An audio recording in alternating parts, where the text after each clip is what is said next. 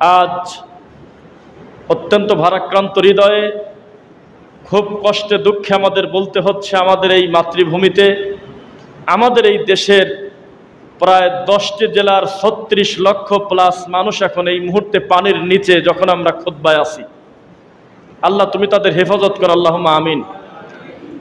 প্রত্যেকে যার যে সামর্থ্য অনুযায়ী আমরা টাকা দিয়ে, বুদ্ধি দিয়ে, শ্রম দিয়ে, নৌকা দিয়ে, খাদ্য দিয়ে যে যেভাবে সহযোগিতা করতে পারি, এখন এটা আমাদের উপরে জরুরি হয়ে গেছে, ওয়াজিব হয়ে গেছে। কিভাবে কি হলো, কিভাবে কি হচ্ছে, সবই আপনি বুঝতেছেন, জানতেছেন। আমরা আজকে যে বিষয় আমরা খুতবা দেব, অনেক আগে থেকে আমাদের ডিসিশন, সেটা হলো সামাজিক জাহিলিয়াত এবং ধর্মীয় জাহিলিয়াত। আমরা সামাজিক জাহিলিয়াতটাকে বেশি বলার চেষ্টা করব ইনশাআল্লাহ। কেননা একজন দিন বোঝা মানুষ হিসেবে, একজন তাওহীদ বোঝা মানুষ হিসেবে সর্বপ্রথম আপনি যে বিষয় থেকে সতর্ক হয়েছিলেন তার নাম হলো বিদআত, তার নাম হলো শিরিক। সুতরাং ধর্মীয় যে ব্যাপারগুলো আছে, বিদআত কোনটা, শিরিক কোনটা, এটা মোটামুটি একটা বেসিক ধারণা আপনার আছে, জন্যই আপনি আহলে হাদিস। এমনি এমনি কোনোদিন আহলে হাদিস হওয়া যায় না। অন্য মাযহাবি এমনি এমনি হওয়া যায়, ল্যাংটাও হওয়া যায়। কাপড় পরবে না সেও একটা মাযহাবের দাবি করতে পারে, কিন্তু আহলুল হাদিস যে দাবি করে তার কোনো না কোনো বিশেষ বৈশিষ্ট্য থাকবেই থাকবে। প্যান্টটা টাকনুর উপরে আছে দেখা যায়, দাড়িটা ছেড়ে দেওয়া আছে দেখা যায়, রাসূল সাল্লাল্লাহু আলাইহি ওয়াসাল্লামের সুন্নাহ তার ভিতরে আছে দেখা যায়, তার কর্মকাণ্ড চলাফেরা দেখা যায়। সালাতে দাঁড়ালেই বোঝা যায় যে ব্যতিক্রম রুকু, ব্যতিক্রম সেজদা, ব্যতিক্রম হাত বাঁধা, ব্যতিক্রম দাঁড়ানোর সৌন্দর্য, ব্যতিক্রম রুকু, রুকুর থেকে উঠে দাঁড়ানো, 2 সেজদার মাঝখানে সুন্দর করে সময় দেওয়া, প্রত্যেকটা কর্মকাণ্ড প্রমাণ করে এই লোকটা অবশ্যই একটু ব্যতিক্রম আছে। তার নামই হলো বিশুদ্ধ আকীদার ছেলে। এজন্য এই বিষয়টা মোটামুটি আমাদের কম বেশি জানা। আমরা আজকে আলোচনা করার চেষ্টা করব সামাজিক জাহিলিয়াত, কি কি জাহিলিয়াতের ভিতরে আমরা থাকি, আমাদের কি কি দুর্বলতা এবং ওটা থেকে উত্তোলনের উপায় ইনশাআল্লাহ। ইতিপূর্বে আপনারা জানেন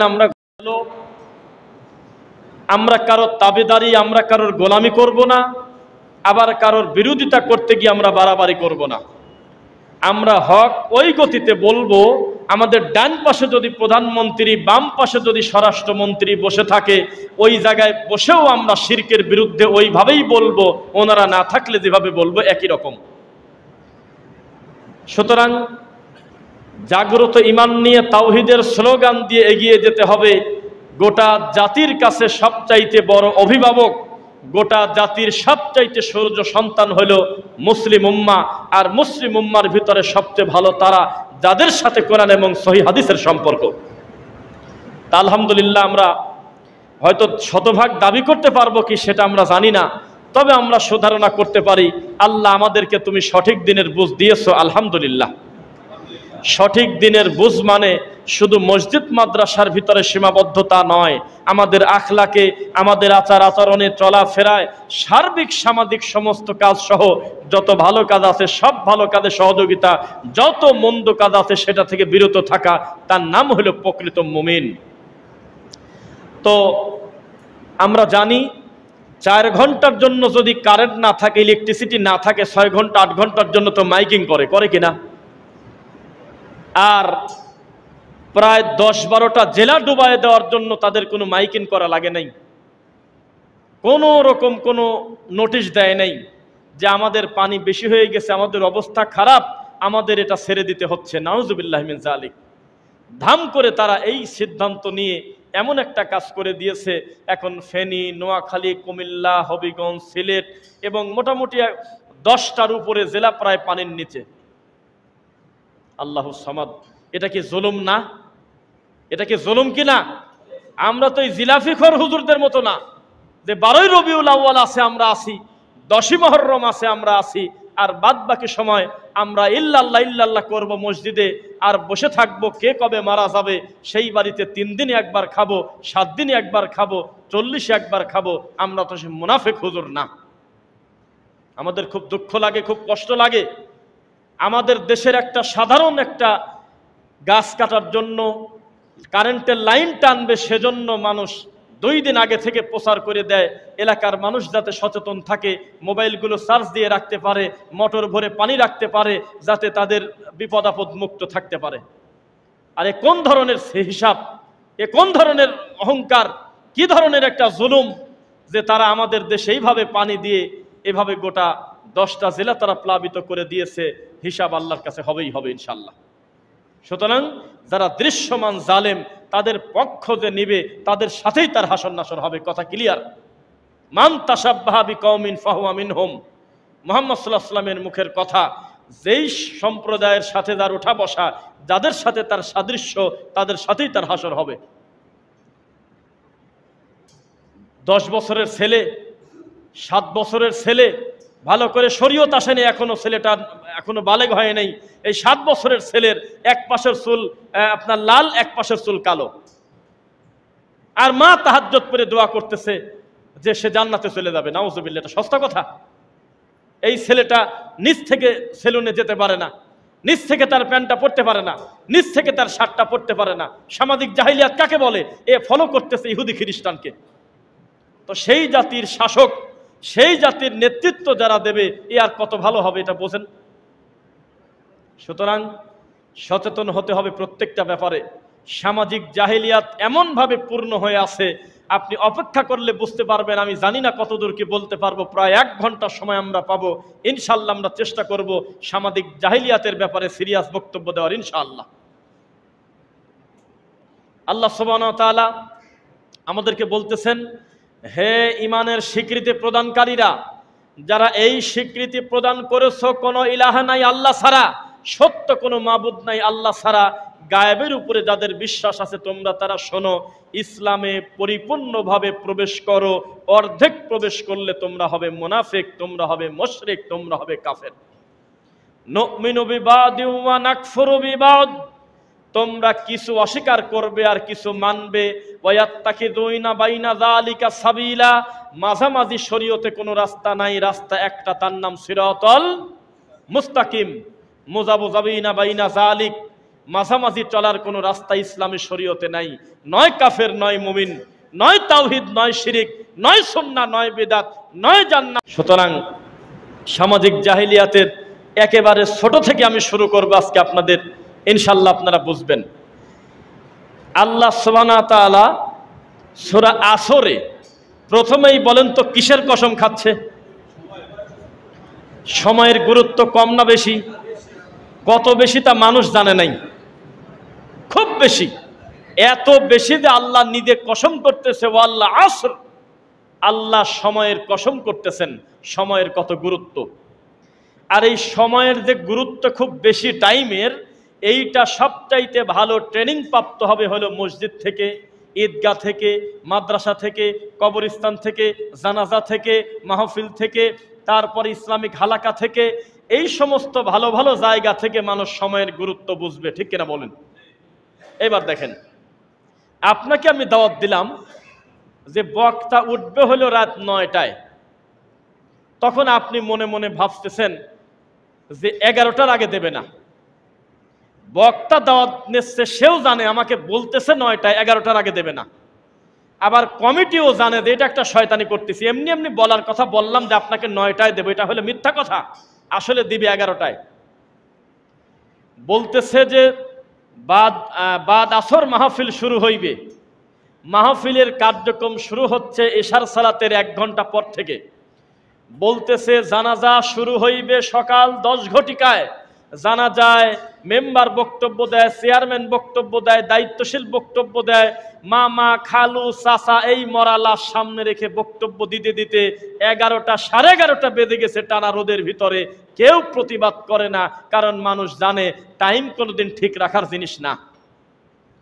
যেই যেই জায়গা থেকে মানুষ সময়ের গুরুত্ব শিখবে, সেখান থেকেই সময়ের গুরুত্ব আরো পরিবর্তন করা হয়। বোঝা কি যাচ্ছে? ঈদের মাঠের কি ফাজলামো শুরু করে!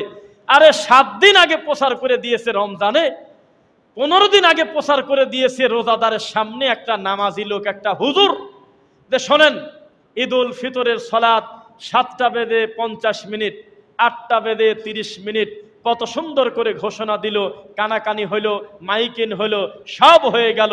তারপরেও আবার ঈদের মাঠে ফজরের সময় থেকেই বক্তা কান্নাকাটি করে আর ওয়াজ করে, চিৎকার দিয়ে ডাকতেছে, আর আছে 20 মিনিট, আর আছে 15 মিনিট, আর আছে আধা ঘন্টা, তাড়াতাড়ি চলে আসেন, 8টা পার হলে কর্তৃপক্ষ দায়ী থাকবে না, আমরা কিন্তু নামাজে দাঁড়িয়ে যাব। এই নীতি কোথায় পাইল? এই জাতি সময়ের গুরুত্ব বুঝবে কিভাবে? অথচ নবী সাল্লাল্লাহু আলাইহি ওয়াসাল্লাম বলেছেন 2টা সালাত আছে, এক ঈদুল ফিতর, এক ঈদুল আজহা, 2টাই ঈদের সালাত, আর 2 হলো জানাজার সালাত। এই 2 রকম সালাতে লা আজান, আজান নাই, ওয়ালা নিদা, ডাকাডাকি নাই, ওয়ালা ইকামা, একামত নাই, সরাসরি আল্লাহু আকবার বলে দাঁড়িয়ে যাবে। জুমার সালাতের আগে খুতবা, ঈদের সালাতের পরে খুতবা। কে কার কথা শোনে? খুতবা শুরু হওয়ার, নামাজ শুরু হওয়ার 1 ঘন্টা আগে থেকে মসজিদে বক্তব্য শুরু করেছে। টাইমের কোনো গুরুত্বই বাঙালি জাত আজও কোনোদিন জানে না। জীবনে কোনোদিন আমাদের কাছে সময়ের গুরুত্ব ছিল না, এ কথাই সত্য। লাশ সামনে রেখে ঘন্টার পর ঘন্টা বক্তব্য চলতেছে, অথচ ছিল 2টা কথা। এক, উনি মানুষ হিসেবে তার ভুল হলে আপনারা ক্ষমা করে দিবেন। 2, দেনা পাওনা থাকলে আপনি বলবেন তার ওয়ারিশ সূত্রে এরা এই দেনা পাওনা পরিশোধ করবে। আল্লাহু আকবার, সালাত শুরু হয়ে যাবে। এটা ছিল মূল কাজ। কে কার কথা শোনে? প্রত্যেকটা জায়গায় আল্লাহর রাসূলের বিরোধিতা করাটাই যেন আমাদের ধর্ম। সেখানে আপনি কিভাবে আশা করেন যে সত্য মানুষ এত সহজে জেনে যাবে? এই ভাবনাটাই আপনার ভুল। কঠিন পরিশ্রম করতে হবে, কঠিন কষ্ট করতে হবে, দাওয়াতি কাজ করতে করতে করতে করতে আরে কি পরিমাণ প্রেসারে পড়লে মার খেতে খেতে তার উম্মতরা বলতেছে নবীকে, মাতা নাসরুল্লাহ ইয়া নবিয়াল্লাহ, হে আল্লাহর নবী, হে আল্লাহর পয়গম্বর, মার আর কত খাবো, আল্লাহর সাহায্য কবে আসবে? কি ঠাট্টা কথা পাইছেন? তারা কি পরিমাণ প্রেসারে পড়লে একজন উম্মত তার নবীকে, সাহাবী তার নবীকে বলতে পারে, হে আল্লাহর নবী, আমরা কবে আল্লাহর সাহায্য পাবো? মার খেতে খেতে তো আমাদের অবস্থা খারাপ। কি এমন বিপদে পড়েছেন? পরিস্থিতি কি এমন কঠিন হয়েছে? ঘরে বসে আছেন কেন? দাওয়াতি কাজ করতে হবে। দাওয়াতি কাজ করতে করতে করতে করতে মরার একদিন আগেও যদি আপনার আব্বা টাকনুর উপরে কাপড় পরে, জর্দা পরিত্যাগ করে, পীর ফকিরের নীতি থেকে ফিরে আসে, আপনি মনে করবেন আলহামদুলিল্লাহ আমি ডবল সার্থক হয়ে গেলাম। যদি না ফেরে তাও আপনি সার্থক, আপনি পৌঁছানোর দায়িত্ব পালন করে দিয়েছেন। আর যদি মানে তো ডবল সার্থক। মুসলমানের কোনো লস নাই। মুসলমানের করোনা হলে লাভ আছে, মাথা ব্যথা হলে লাভ আছে, পানির নিচে পড়ে মরে গেলে লাভ আছে, গুলি খেয়ে মরে গেলে লাভ আছে, কেউ যদি মেরে ফেলে তবু লাভ আছে, আবার ঘুমের ভিতরে মারা গেলেও লাভ আছে। শর্ত হলো মুমিন হতে হবে। মুমিনের কোনো লস নাই। সহিহ বুখারীর হাদিস, মুহাম্মদ সাল্লাল্লাহু আলাইহি ওয়াসাল্লাম বলেছেন, একজন মুমিনের গায়ে একটা কাঁটা পর্যন্ত ফোটে না, যেই কাঁটা তার গুনাহ মাফের জন্য আল্লাহ দেয় না। সুবহানাল্লাহ। তাহলে মুমিনের কোনো লস আছে? কোনো লস নাই। আমাদের খালি একটা শর্ত, আমরা মুমিন হতে পারলাম কিনা। লা তাহিনু ওয়ালা তাহজানু ওয়া আনতুমুল আ'লাউনা ইন কুনতুম মুমিনিন। তোমাদের কোনো ভয় নাই, তোমাদের কোনো চিন্তা নাই। মুমিন যদি তোমরা হতে পারো, বিজয়ের মালা তোমাদের গলায় দেব। সুবহানাল্লাহ। লা তাযালু তাইফাতুম মিন উম্মতি যাহিরিনা আলাল হক। মুহাম্মদ সাল্লাল্লাহু আলাইহি ওয়াসাল্লাম বলেছেন, শোনো ও পৃথিবীর মানুষ শোনো, খায়রুল কুরুনি করনি সুম্মাল্লাযীনা ইয়ালুনাহুম সুম্মাল্লাযীনা ইয়ালুনাহুম। সবচেয়ে ভালো যুগ হলো আমার, তারপরে এরপরে আর কিছু বলেই নাই। বলছে এরপর তোমরা সিরিয়াল করে নাও, এর থেকে কম ভালো, এর থেকে কম ভালো, এর থেকে কম ভালো। এখন 1450 বছর পরে কত খারাপ তা মানুষ আমরা বুঝতে পারবো না। মুহাম্মদ সাল্লাল্লাহু আলাইহি সাল্লামের সময় হলো সবচেয়ে ভালো। সবচেয়ে কি ভালো? কত ভালো তা আমরা হিসাব করতে পারবো না। তারা হলে আমাদের জন্য মডেল। সুবহানাল্লাহ। আল্লাহর রাসূলকে দেখে দেখে, তাকান আমার দিকে, আল্লাহর রাসূলকে দেখে দেখে হুবহু যারা আমল করেছে তাদের নাম হলো সাহাবী। সুবহানাল্লাহ। সেই মানুষ আমরা কি পাইছি? তাদেরকে যারা দেখছে তারা কারা? ঈমান সহকারী ঈমানের সাথে। তারপরে যারা দেখছে তারা কারা? আমরা কিন্তু হিসাবের বাইরে। এখন আমরা কত খারাপ পরিস্থিতিতে আছি আপনি হিসাবে বোঝাতে পারবো না। আল্লাহর নবী এত খারাপ হওয়ার পরেও আপনার উম্মতের ভিতরে কেউ কি ভালো থাকবে না? আল্লাহর নবী বললেন, অবশ্যই লা তাযালু তাইফাতুম মিন উম্মতি যাহিরিনা আলাল হক।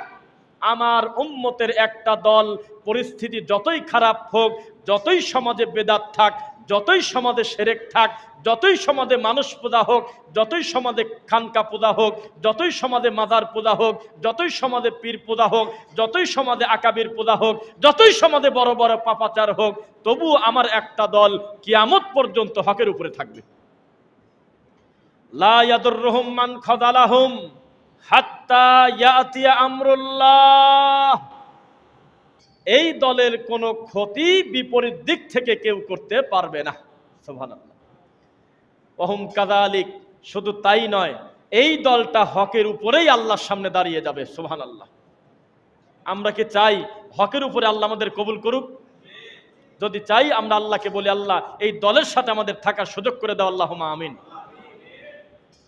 তবে সেই দল, সেই মানহাজ একমাত্র মুহাম্মদুর রাসূলুল্লাহ সাল্লাল্লাহু আলাইহি ওয়াসাল্লামের আদর্শের মানহাজ। কি বলেন? কোনো মত, কোনো পথ, কোনো মানুষ পূজা এই দল করে না। এবার আপনাকে আমি বলি, সামাজিক জাহিলিয়াত কাকে বলে? হক কথা সিরিয়াসভাবে বলতে হবে।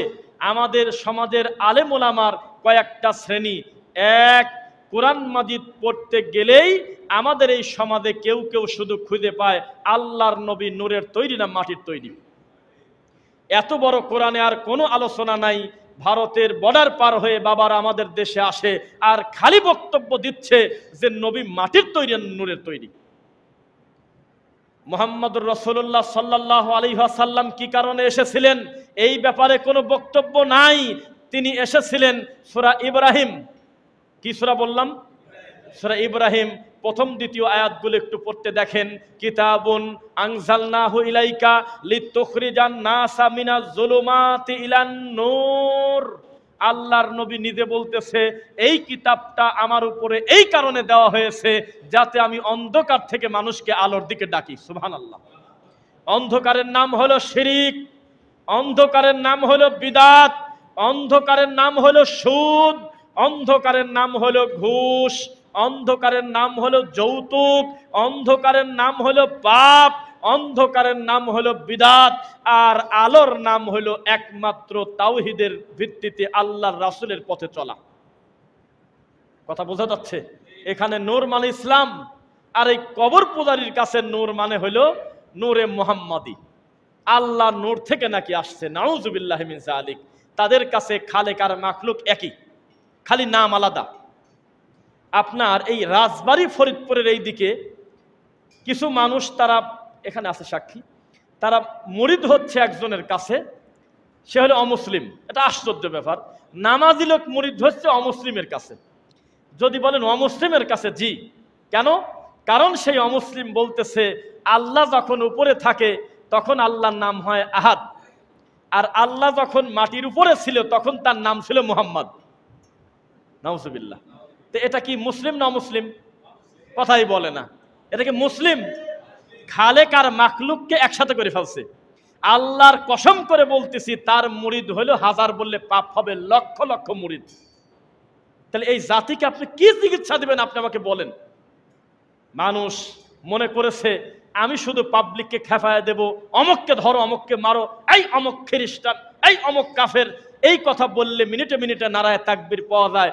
মানুষ বলতেছে বক্তা খুব জিহাদি বক্তা। কি বক্তা? জিহাদি। আরে নামের পরে আছে জিহাদি। এ কোন ধরনের মুশকিল, কোথায় জিহাদ করছে আল্লাহ জানে, আমরা জানি না। এই লোকের নামের শেষে আছে জিহাদি।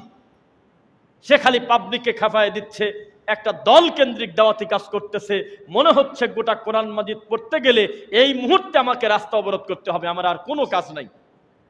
আর এক দল কোরআন মাজিদ পড়তে গিয়ে সে বুঝেছে মসজিদে আমরা তাসবিহ নিয়ে ঢুকবো আর বের হব না। সকাল সন্ধ্যা 10,000 বার ইল্লাল্লাহ বলবো, আল্লাহর ঘরে পড়ে থাকবো, বাইরে কি হচ্ছে তা আমার দেখার দরকার নেই।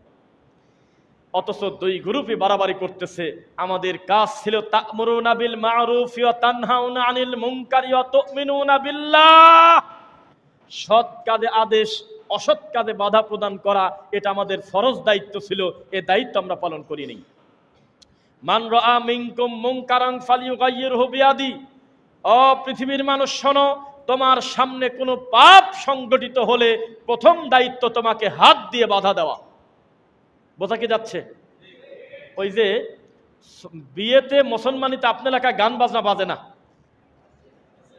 বাজে?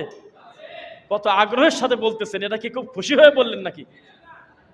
গান বাজনা বাজে, অথচ সে মুসলমান।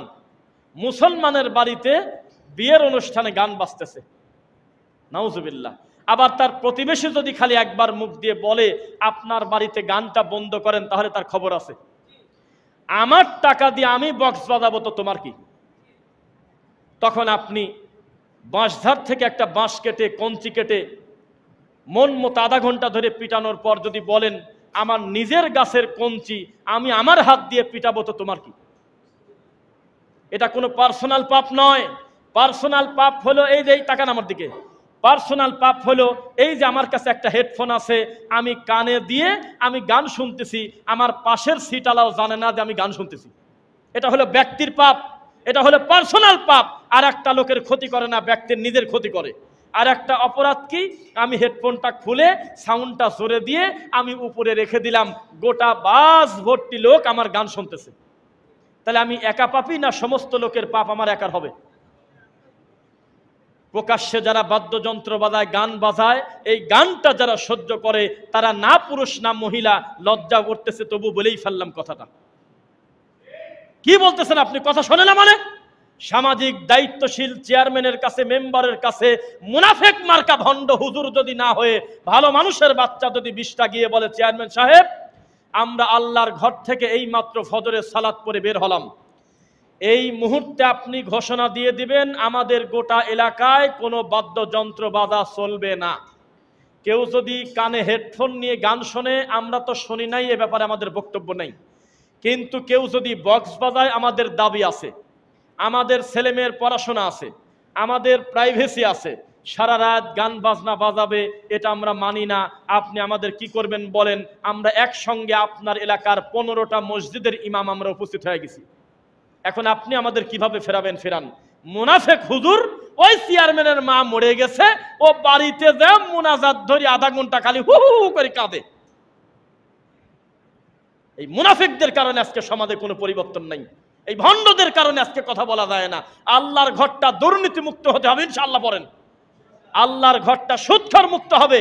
আল্লাহর ঘর থেকে পেটিয়ে ঘুষখোরকে বের করতে হবে, যদি ঘুষ যদি পরিত্যাগ না করে। কি বলতেছেন আপনি? আপনি আগেই দায়িত্ব নিচ্ছেন সংসদের, আপনার পরিবারের দায়িত্ব নেবে কে?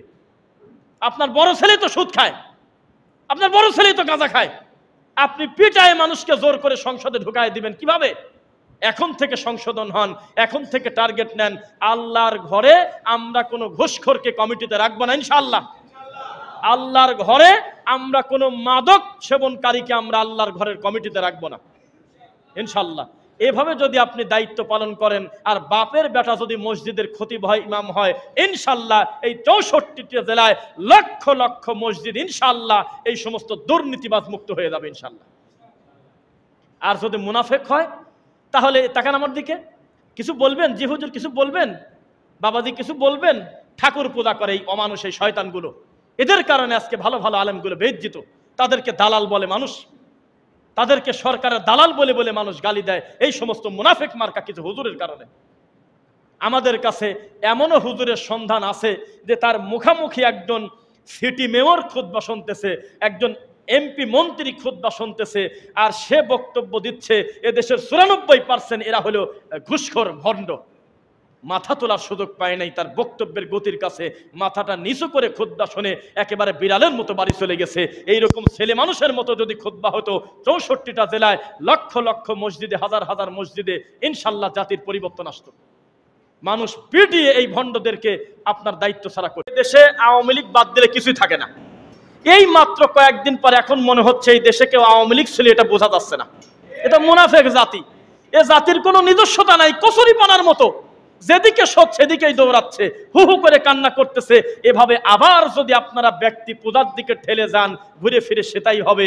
এখন থেকে আপনি নিয়ত করেন ইনশাআল্লাহ আমরা অন্যায়ের বিরুদ্ধে যেই আসুক না কেন আমরা কোনো ছাড় দেব না, অন্যায়ের বিরুদ্ধেই আমরা থাকবো ইনশাআল্লাহ।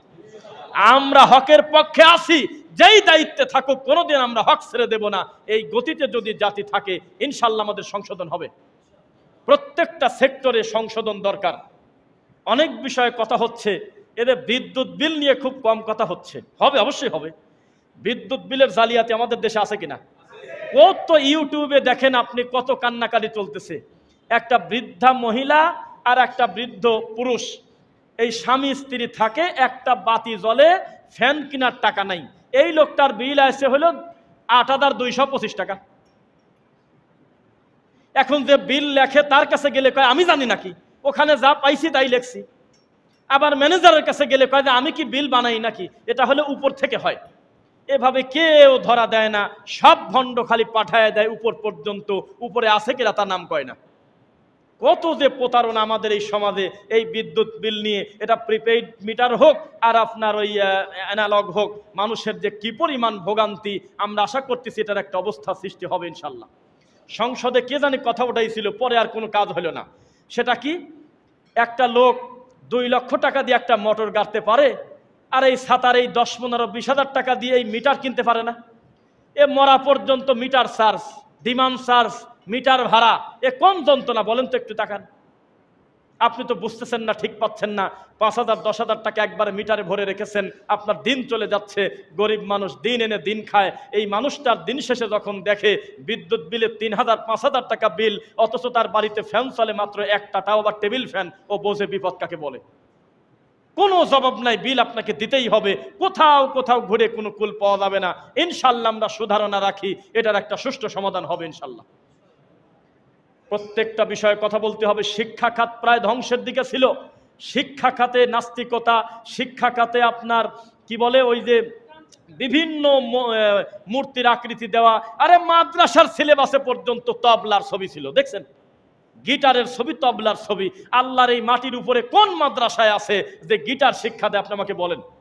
অথচ আমরা দেখেছি তবলার ছবি। তো এগুলোর ব্যাপারে আপনি কথা বলবেন না? সময় অন্তত আগে কিছু বলতে পারেন নাই, হয়তো যুক্তি দিচ্ছেন আমার জবান বন্ধ ছিল। আরে বাবা এখন বলো। এখন যদি চুপ করে থাকো তাহলে তোমার ভিতর আর মুনাফিকের ভিতরে পার্থক্যটা কি? কথা বলতে হবে।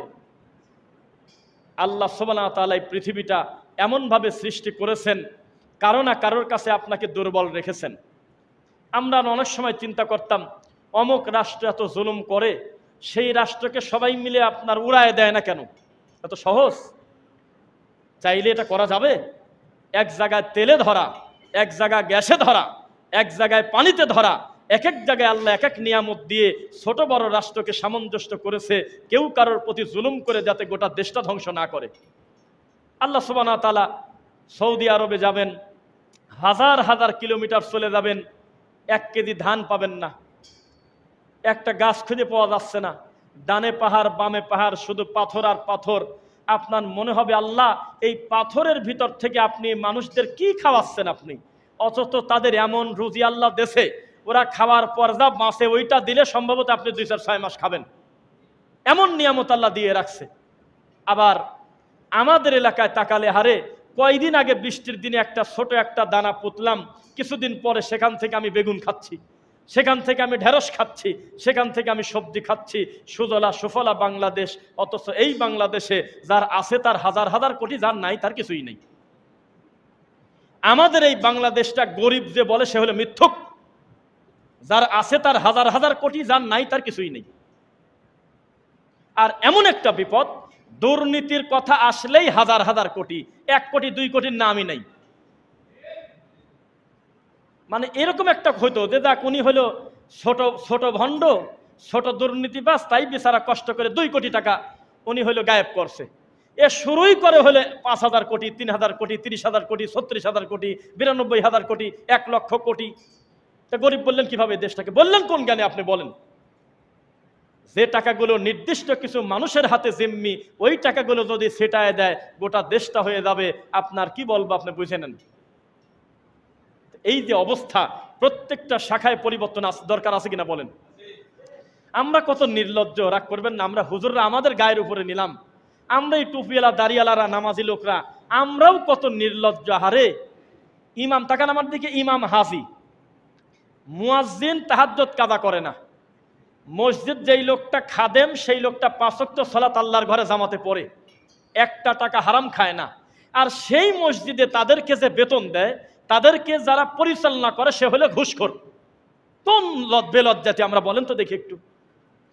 আর এতগুলো নামাজি লোক তারা নামাজে আসছে, জুমার খুতবার পরে এই নামাজি লোকদেরকে দাঁড় করায় রেখে একটা ডাকাত কথা বলে, তখন হা করে সব লোকজন দেখতেছে। এদেরকে জুতা পিটা করা ফরজ না?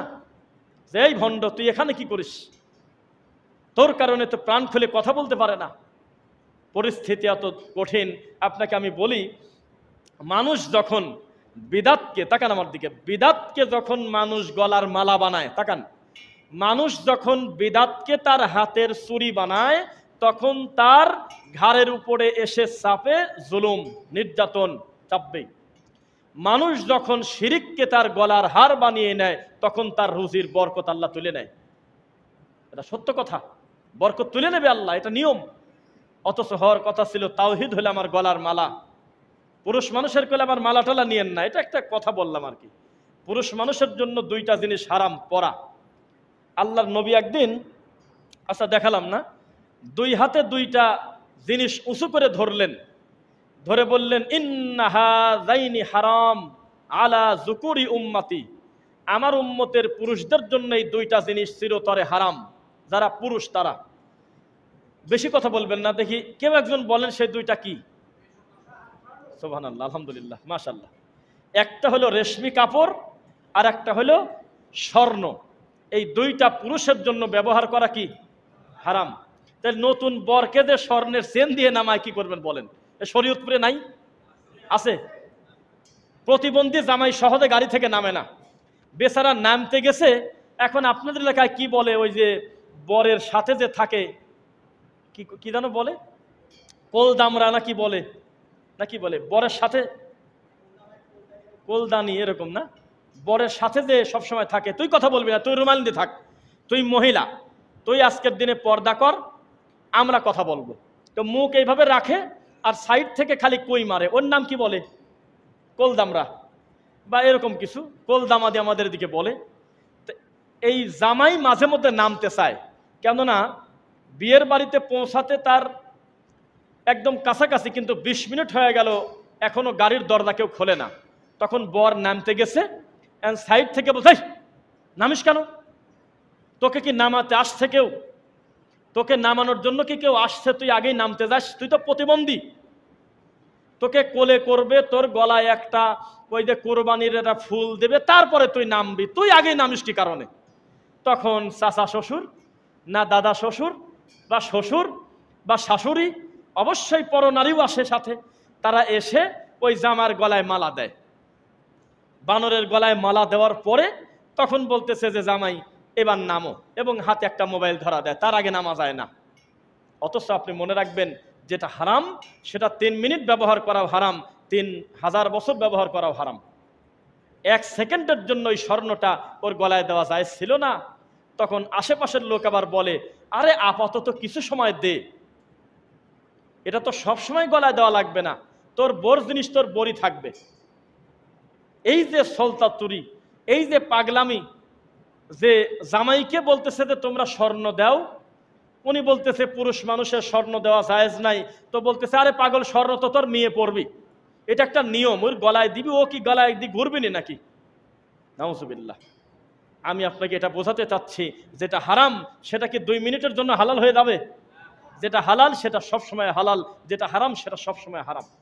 সামাজিক জাহিলিয়াত আপনি কত দেখবেন।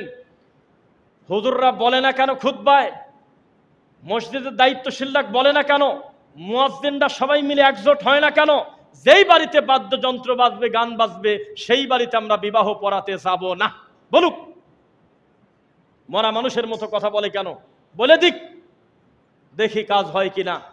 যেই লোকটা সালাত আদায় করে না, যেই লোকটার সাথে আল্লাহর কোনো সম্পর্ক নাই, তার জানাজায় আমি যাব না, যে যায় যাক, এ কথা বলে না কেন সাহস করে ইমাম সাহেব?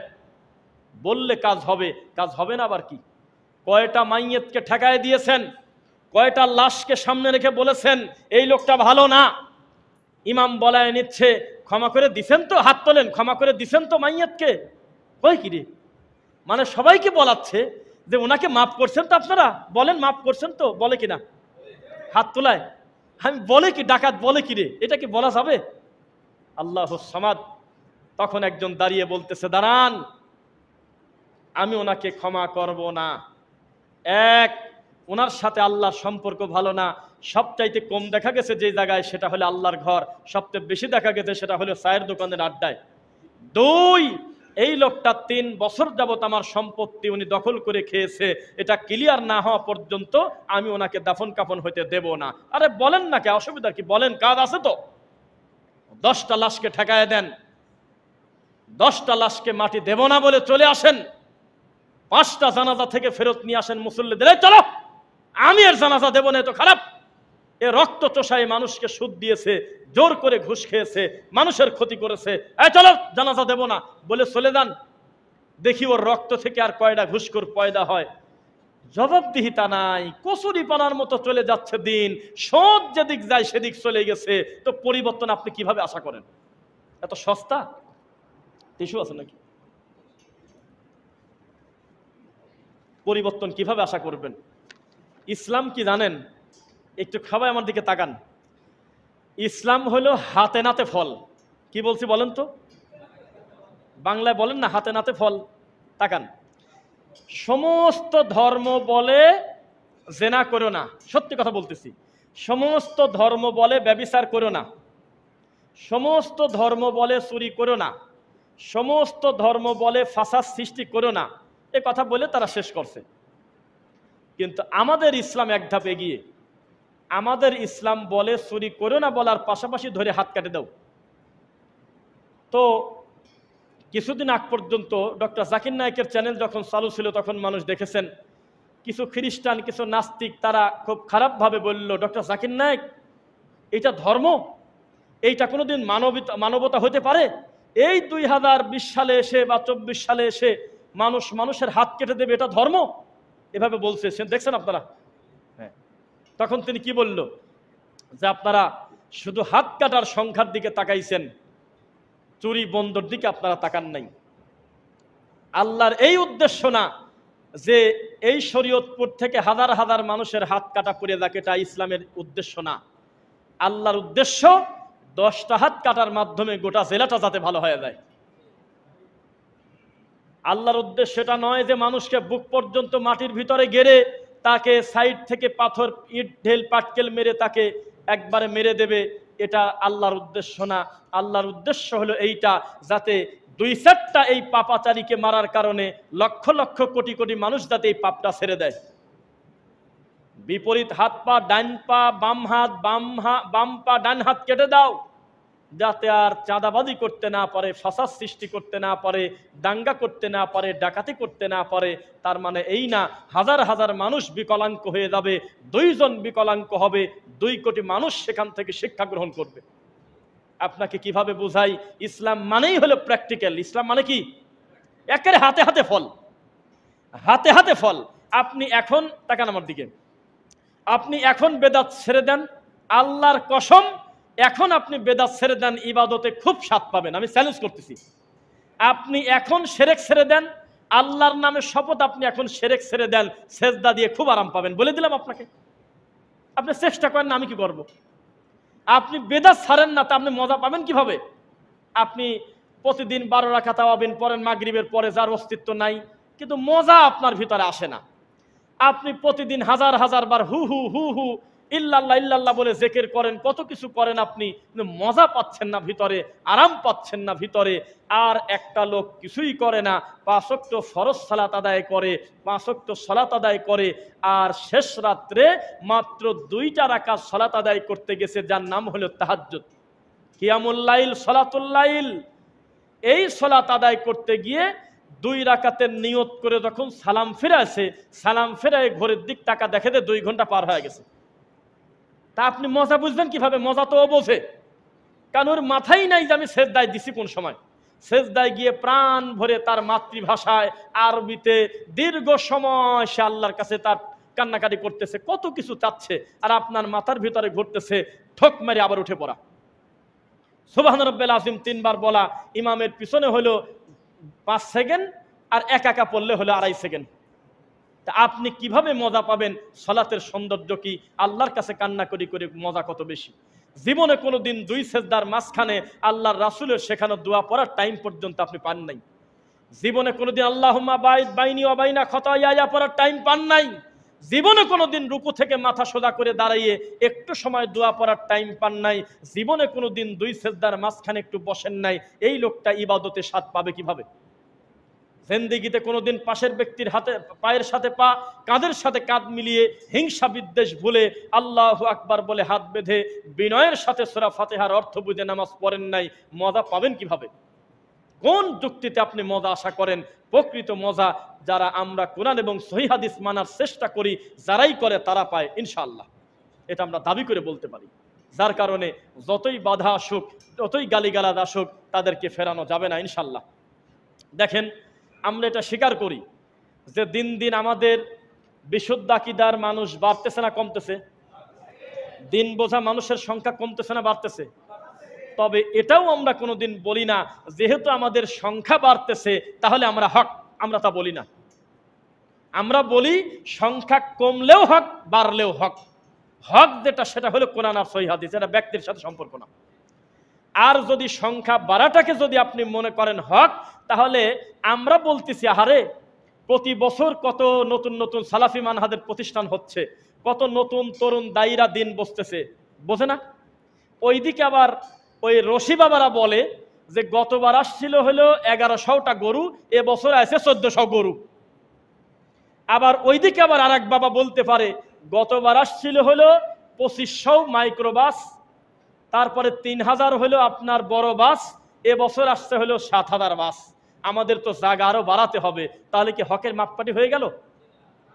হকের মাপকাঠি হলো কোরআন এবং হাদিস।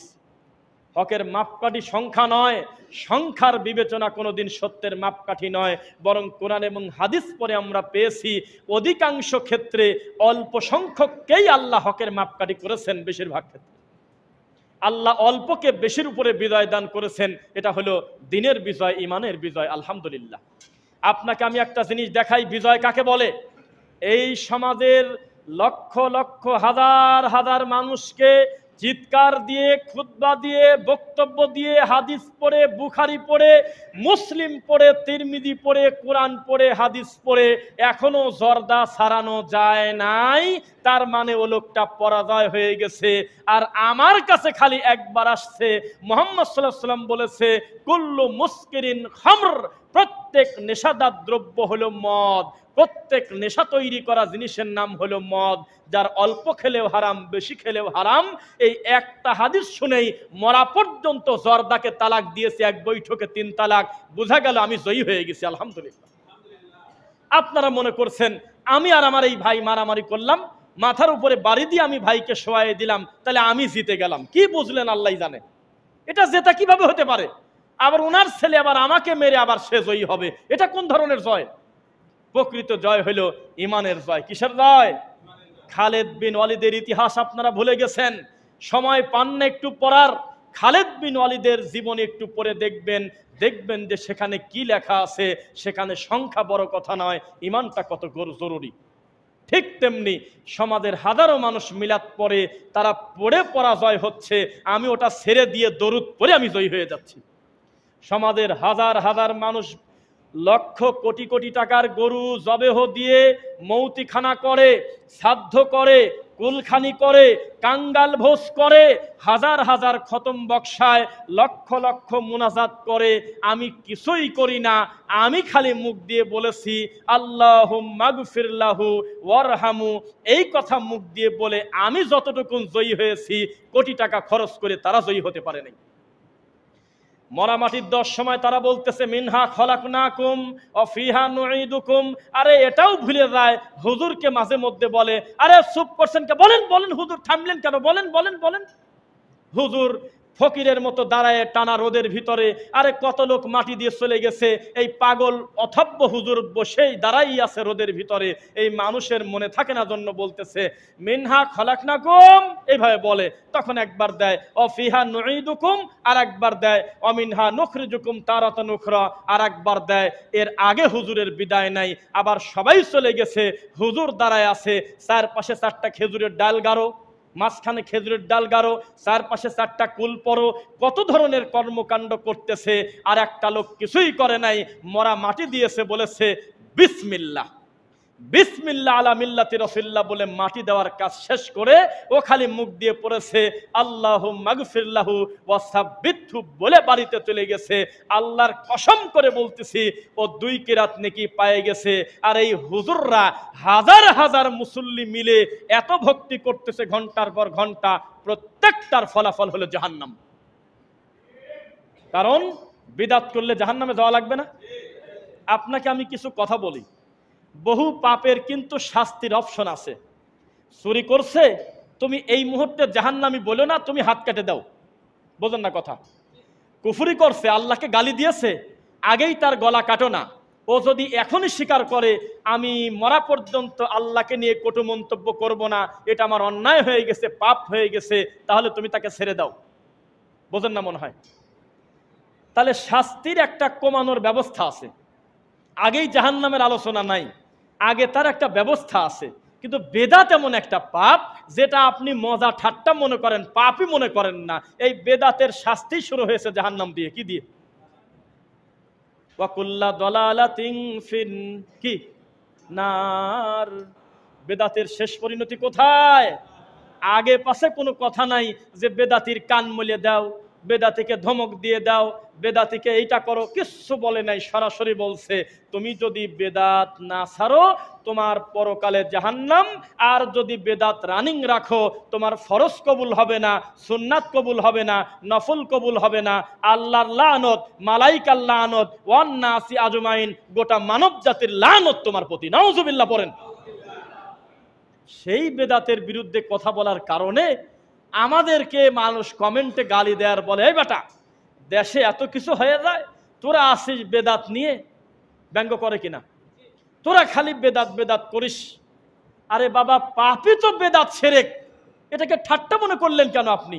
একটা হলো রাসূলকে অপমান করে বেদাত করে, আর একটা হলো আল্লাহর সাথে আপনার দুশমনি করে, আল্লাহর মানের হানি করা, সেটা হলো শিরিক করা। এটাকে ছোট পাপ আপনি বললেন কিভাবে? দুইটা পাপের সম্পর্ক কিসের সাথে? জাহান্নাম। কিসের সাথে বলেন না? জাহান্নাম। আর একটা কথা, কিছু কিছু ক্ষেত্রে শিরকের থেকে বেদাত বেশি ডেঞ্জারাস। ধাক্কা খেলেন নাকি? আমি কেলে কথা বলি নাই যে শাস্তির কথা, আমি বলছি কিছু কিছু ক্ষেত্রে শিরকের থেকে বিদআত আরো ভয়াবহ পরিণতি হয় সমাজে। কারণ শিরক হলে একটা লোককে বোঝানো যায় অনেক ক্ষেত্রে, কিন্তু বেদাত সহজে বোঝানো যায় না। মোরা স্বীকার করবে তাও বুঝতে চাবে না। শিরিক থেকে বেদাত কিছু কিছু ক্ষেত্রে খুব ডেঞ্জারাস, আছে কিনা বলেন? খুব কঠিন। মানুষ, আপনি মনে রাখবেন, সমাজের সমস্ত মানুষ যদি কাপড় হারায় যায়, সমস্ত মানুষের পোশাক যদি চলে যায়, ল্যাংটা থাকে, আপনার একার যদি গায়ে পোশাক থাকে, শরীয়ত আপনাকে জুলুম করে নাই যে তোমারটা খুলে দিয়ে তুমি কারোর ঢেকো, তা বলে নাই। বলছে তোমার নাভি থেকে হাঁটু ঠিক রাখো, এটা তোমার জন্য ফরজ। বাকি কাপড় দিয়ে পারলে 2-4 জনকে ল্যাংটা ঢেকো, না পারলে ল্যাংটাই থাক, তোমার পর শরীয়ত জুলুম করে না। এত ওস্তাদি কথা কোথায় পেয়েছেন আপনি? সমাজ যেদিকে চলে চলি, গতি যেদিকে যায় সেদিকে যাই, এসব কথা কই পেয়েছেন আপনি? এটা তো বেদাতিরা বলে, বলে কিনা বলেন? যখন যেদিকে তারা সেদিকে চলে, এজন্যই আমাদের দাওয়াতি কাজে এত বাধা। আল্লাহ আমাদের দিনের জন্য কবুল করুন, আল্লাহুম্মা আমিন। আজকে এই আল্লাহর ঘরে যারা সালাত আদায় করতে এসেছেন, আমরা আশা করি তারা তাওহীদ প্রেমী মানুষ ইনশাআল্লাহ। তারা আল্লাহকে ভালোবাসেন, মুহাম্মদ সাল্লাল্লাহু আলাইহি ওয়াসাল্লামের সুন্নাহকে অনুসরণ করেন, এটাই আমরা সুধারণা রাখি। যার কারণে 30 কিলো ফাঁক থেকে, 40 কিলো ফাঁক থেকে, 50 কিলো 25 কিলো ফাঁক থেকে কোনো দুনিয়াবি স্বার্থের কারণে নয়, শুধুমাত্র আল্লাহর তাওহীদের কারণে আমরা এক জায়গা হয়েছি, আলহামদুলিল্লাহ। সামনে আমরা আরও বেশি দাওয়াতি কাজ করতে পারবো বলে আমরা আশাবাদী ইনশাআল্লাহ। সেজন্য আপনাদের সচেষ্ট হতে হবে, আপনাদের মেহনত করতে হবে, আপনাদের সন্তানদেরকে দিন শেখাতে হবে, চূড়ান্ত পর্যায়ে যেতে হবে পরিশ্রম করতে করতে। কেউ কিন্তু বসে নাই। ডক্টর মসলিউদ্দিন স্যার বলে মাঝে মধ্যে যে জায়গা কোনোদিন ফাঁকা পড়ে থাকে না, কি জায়গা কোনোদিন খালি পড়ে থাকে না। আপনি যদি সুন্নাত দিয়ে ভরতে না পারেন তো বিদআত এসে বসে পড়বে, আপনি যদি তাওহীদ পৌঁছাতে না পারেন তো শিরক পড়ে যাবে। আপনাকে একটা উদাহরণ দেই, ওই পাশে পুকুর নাই, ওই পাশে পুকুর, একেবারে নিরীহ একটা ভালো মানুষ, একেবারে সহজ সরল একটা মানুষ, গ্রামের মানুষ, লোকটা ভালো, একদম নিরীহ লোক, কিন্তু ভালো বলা যাবে না কারণ সে নামাজ পড়ে না, ইবাদত বন্দেগী ধর্মের সাথে সম্পর্ক নাই, কিন্তু ব্যক্তি ভালো, মানে আচরণটা ভালো। এরকম একটা নিরীহ লোকের কাছে তবলিগ জামাতের লোক চলে গেছে, যা বলতেছে ভাই একমাত্র আল্লাহর রাস্তায় আসেন, একটু কাকরাইল চলেন, একটু টঙ্গীতে চলেন, 3 দিনের সময় লাগান, একটা সিল্লাত দিয়ে আসেন, দেখুন অবস্থাটা কি হয়। কত বড় বড় ওলামায়ে কেরাম আমাদের সাথে আছে, কত বড় বড় মুফতি আমাদের সাথে আছে, একটাবার শুধু একটু সময় লাগান। তখন উনি বলল যে আমার কাছে তো টাকা নাই। কয় যে আরে পাগল, টাকা আল্লাহ দিবি। বলে না না, টাকা তো আল্লাহ দিবি, ঠিক আছে তাহলে আমি যাই। তো 3 দিনে গেল, যাওয়ার পরে উনি কর্মকাণ্ড দেখে তাদের সাথে চলাফেরা করার পর 4র্থ নাম্বার দিন থেকে মরা পর্যন্ত তবলিগটাকেই লোকটা গলার মালা করে নিল, কারণ তার কাছে এর বাইরে কোনো ইসলাম দেখার সুযোগ পায় নাই। কারণ আপনি যাওয়ার আগে ও চলে গেছে, ওর কাছে মনে হচ্ছে এটাই ইসলাম। আমার কথা বোঝেন নাই মনে হয়। এই লোকটা মাছ মারতেছে, তবলিগের লোক যায় নাই, আট্রসির লোক আগে চলে গেছে। যায় তাকে বলতেছে ভাই একটু কষ্ট করে একটু আসেন, বাবাজানের কেবলাজানের দরবারে একটু আসেন, দেখেন সেখানে কি কান্নাকাটি হয়, দেখেন কি অবস্থা। রে মানুষ তো মানুষ, গরু কত গুণী শেষ করা যাবে না, একটু আসেন দেখেন কামটা কি হয়, একটু আসেন ফরিদপুরে। সুন্দর করে তাকে ম্যানেজ করে নিয়ে গেল। বেচারা 2 দিন 3 দিন ওখানে মাহফিলে থাকলো, তাদের সাথে একই সঙ্গে খানা খাইলো। খাওয়ার পরে এই লোকটার কাছে আপনি জিজ্ঞাসা করতেছেন এই ওখানে গেলেন কেন? তখন তার মনে হচ্ছে, সে বলতেছে যে পৃথিবীতে এই রশির চাইতে ভালো রশি আছে আমার জানা নাই। কারণ এই লোকটা এটাই দেখার সুযোগ পাইছে, আর দেখার সুযোগ পায় নাই। ভান্ডারি গিয়েছে আগে লোকটাকে ধরতে, ভান্ডারির কাছে গিয়ে লোকটা বলতেছে আমার মরার সময় কালেমা পড়ো না, তোমরা ঢোলবাসী বাঁধা কবর দিয়ে দিও। নাউজুবিল্লাহ পড়লেন না? তো এই যে তখন সে বলতেছে এটাই হলো একমাত্র ধর্মের ভান্ডার। আবার আহলুল হাদিসের একটা লোক আগে চলে গেছে, গিয়ে তাকে বলতেছে ভাইজান আপনি তো দিন ধর্ম কিছু জানেন না, বোঝেন না, আপনি একটু আমার সাথে আসেন। এসে আপনি কি বাংলা পারেন? হ্যাঁ পারি। আরবি পারেন? পড়ছিলাম ছোটবেলায়। ঠিক আছে, আমি আপনাকে মাতৃভাষায় আমি আপনাকে আল্লাহ সম্পর্কে ধারণা দেব, রাসূল সম্পর্কে সুধারণা দেব। আপনি শিরক শেখেন, বেদাত শেখেন, সুন্নাহ কাকে বলে, তাওহীদ কাকে বলে, এগুলো সম্পর্কে আপনাকে আমি ধারণা দেব। 3 মাস পরে এই লোকের সামনে 100 কোটি টাকা নিয়ে বলা হচ্ছে তোমার নাতি খুব কান্নাকাটি করতেছে, একটা তাবিজ গলায় দাও আর 100 কোটি টাকা দেবো। ও বলবে যে নেব না, রাখো তোমার টাকা, আমার নাতি কান্না করতে করতে মরে যাক, আমি মনে করবো আল্লাহর আমানত আল্লাহ নিয়ে গেছে। আমি ডাক্তার দেখাবো, চিকিৎসা করাবো, তারপরেও যদি না বাঁচে আমি মনে করবো আল্লাহর মাল আল্লাহ নিয়ে গেছে, কিন্তু আমি গলার সাথে তাবিজ দিয়ে আমি শিরক করব না। অথচ লোক কইলে একটাই, এই লোকটার কাছে যে আগে যাচ্ছে বেশিরভাগ ক্ষেত্রে তার হয়ে যাচ্ছে। এই জন্য বলি এই নিরীহ মানুষদের খুব একটা দোষ নাই, দোষ হলে আমার মতো হুজুরদের, যারা এদেরকে নাকে দড়ি দিয়ে কল্লাদাল বাইর, ওই উটের নাকের ভিতরে যেমন দেয় এইরকম রশি লাগায় লাগায় যারা ঘোরাচ্ছে, একটু লোভ দেখায়, তাদের হলো দোষ। তবে হিসাব তো আর ওই হুজুরের একার হবে না, আপনারও হবে। আপনার একটু বোঝা উচিত ছিল, যেদিন হুজুর মুখ দিয়ে বলেছিল শোনেন কুরবানি বাড়িতে দিয়ে কি করবেন, বাবার দরবারে কুরবানি দেন, তাহলে ফরিদপুরে যদি কুরবানি দিতে পারেন তাহলে ইব্রাহিম নবীর গোপন সুন্নাত পালন করা হবে। তখন আপনার পায়ে জুতা ছিল না, তখন আপনি প্রতিবাদ করেন নাই। আজকে আপনি বলতেছেন যে কি করা যায়, এটা কি হবে? হিসাবটা একদিন আল্লাহ নিবেন কিনা। জুমার খুতবার প্রথম পর্ব শেষ করছি। বারাকাল্লাহু লানা ওয়া লাকুম ফিল কুরআনিল আযীম।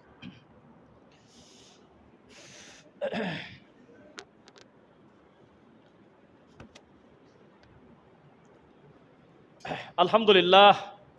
রব্বানা ইগফির লানা ওয়া লিইখওয়ানিনা আল্লাযীনা সাবাকুনা বিল ঈমান ওয়া লা তাজআল ফি কুলুবিনা গিল্লাল লিল্লাযীনা আমানু রব্বানা ইন্নাকা রাউফুর রহিম রব্বিরহামহুমা কামা রাব্বায়ানি সগীরা ফাইন্না খায়রাল হাদিসি কিতাবুল্লাহ ওয়া খায়রুল হুদা হুদা মুহাম্মদ সাল্লাল্লাহু আলাইহি ওয়াসাল্লাম ওয়া শাররাল উমুরি মুহদাসাতুহা কুল্লা মুহদাসাতিন বিদআ ওয়া কুল্লা বিদআতিন দালালা ওয়া কুল্লা দালালাতিন ফিন্নার। আল্লাহ তুমি আমাদের অতীতের ভুলগুলো ক্ষমা করো। আল্লাহ আল্লাহ এই মুহূর্তে আমরা তোমার কাছে খুব হৃদয় আকুতি নিয়ে তোমাকে বলি, আল্লাহ তুমি আমাদের ফেনীর ভাইদেরকে, কুমিল্লার ভাইদেরকে, তারপরে চাঁদপুর, নোয়াখালী, যে সমস্ত প্রায় 10টা জেলার ভাইয়েরা, বোনেরা, মারা, বোনরা, বাচ্চারা, শিশুরা, একেবারে অবলা পশু পর্যন্ত পানিতে ভেসে যাচ্ছে, লাশ ভেসে উঠতেছে, পানি পাচ্ছে না। একটা ভিডিও দেখলাম, লাশ ভাসায় দিচ্ছে, যাবে কোথায়, চিৎকার করে কান্নাকাটি করতেছে, পেটে বাচ্চা নিয়ে মহিলারা। আল্লাহ তুমি তাদের হেফাজত করো। আল্লাহ আল্লাহ আমরা আমাদের জায়গা থেকে আল্লাহ তোমার ঘরে দাঁড়িয়ে এই খুতবার সময় আমরা তাদের জন্য অন্তর থেকে দোয়া করি, আল্লাহ তুমি তাদেরকে হেফাজত করো। আল্লাহ পরিস্থিতি খুব খারাপ, যদি এর পেছনে উদ্দেশ্য প্রণোদিতভাবে ওই পার থেকে যদি আমাদের বিরুদ্ধে চক্রান্ত করে এই 36 লক্ষ মানুষকে পানির ভিতরে দেওয়ার ব্যবস্থা করে, আল্লাহ সরাসরি আপনি গজব দেন। আল্লাহ সরাসরি গজব দিয়ে তাদেরকে ধ্বংস করে দেন। আল্লাহ আর আমাদের যদি কিছু করণীয় থাকে, ভুল থাকে, আমাদের সংশোধন হওয়ার তৌফিক দাও। আমরা মৃত্যু পর্যন্ত যাতে বিদআত মুক্ত সুন্নাতি আমল, শিরক